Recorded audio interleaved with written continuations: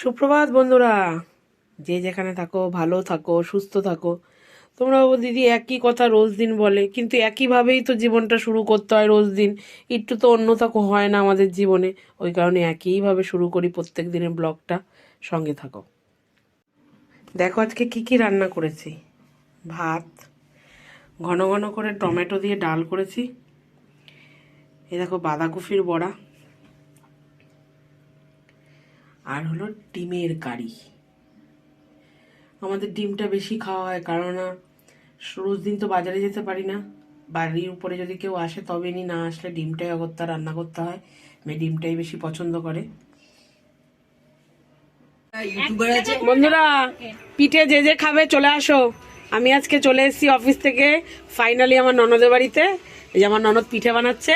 কারা কারা পিঠে খেতে ভালোবাসো অবশ্যই কমেন্ট করে জানিও। এই যে আমি পিঠেটা করছি, এই দেখুন রেডি করা, এই যে কটা তৈরি করা দেখাই।